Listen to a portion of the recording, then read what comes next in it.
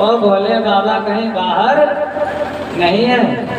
भोले बाबा कहाँ है? तो आपकी जो आत्मा है, जीव की बात नहीं हो रही, शरीर की बात नहीं हो रही, बात किसकी हो रही? आत्मा की। आत्मा न कहीं जाती है न आत्मा कहीं आती है। आत्मा का न जन्म होता है न आत्मा मरती है। आत्मा को न तो सर्दी लगती न तो गर्मी लगती। आत्मा को न जलाया जा सकता न काटा जा सकता न उसको सुखाया जा सकता। तो वही आत्मा के जो रूप है वो भगवान शिव, उन्हीं का एक छोटा सा अंश आप भी हो। तो निवास कहाँ करते हैं? जो आपकी आत्मा है, आत्मा तुम। और उसके बाद जो आपकी मति है, वो आपकी बुद्धि, वो कौन है? गिरिजा मति। जो मति है वो भोले बाबा की पत्नी, आज सक्रिय जगदम्बा, वो मति। मति आगे लगा दो सुमति। जो अच्छे विचार कहो या विवेक कहो या मति कहो, वो कौन? वो माँ पार्वती, माँ गिरिजा। गिरिजा मति प्राणा शरीरम ग्रहम। भोले बाबा निवास का करते? प्राणा शरीरम ग्रहम। इस प्राण, इस शरीर में प्राण है, वहीं पर भगवान भोले बाबा कहा जाता 5 प्राण है, एक प्राण नहीं है।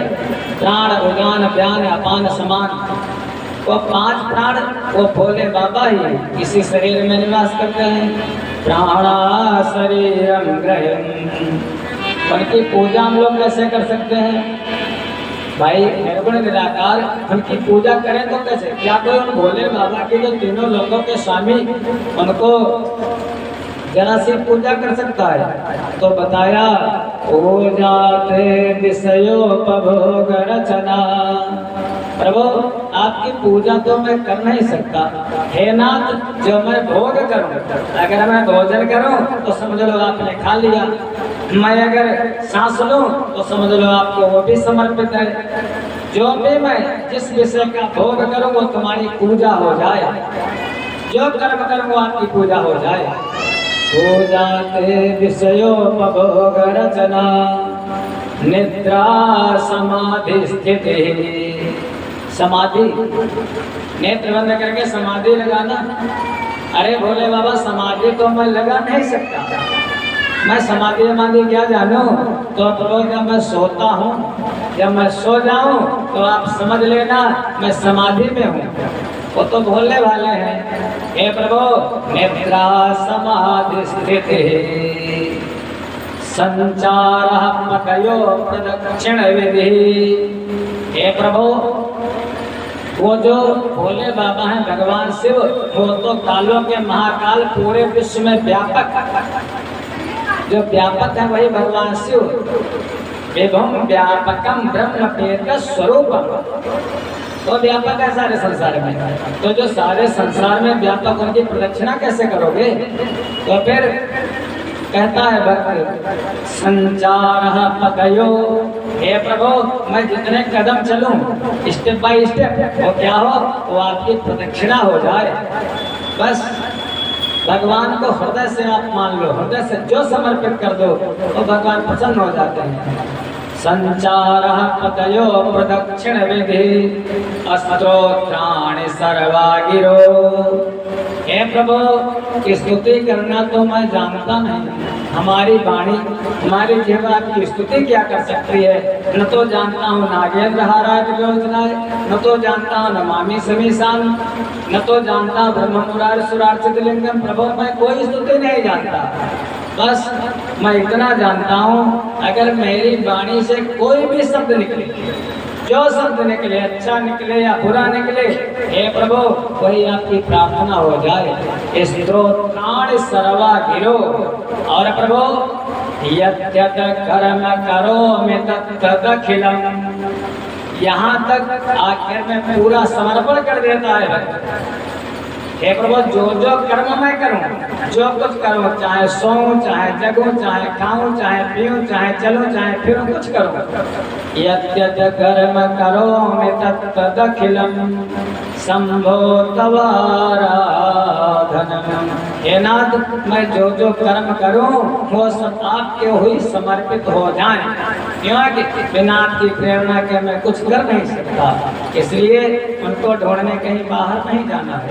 उन भोले बाबा को अगर ढूंढना है तो आप जैसे मंदिर गए तो मंदिर में आप जाते हो, आसन लगा करके पालथी मार करके बैठ जाते हो।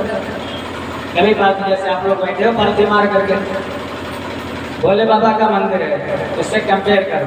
कैसे? जब आपने पालथी लगाई तो मंदिर का सबसे पहले बनाया जाता है चबूतरा। चबूतरा बनाया जाता है तो जो आपका पालथी है घुटने के, मान लिया चबूतरा हो गया है। फिर चबूतरे के ऊपर बनाया जाता है गर्भगृह।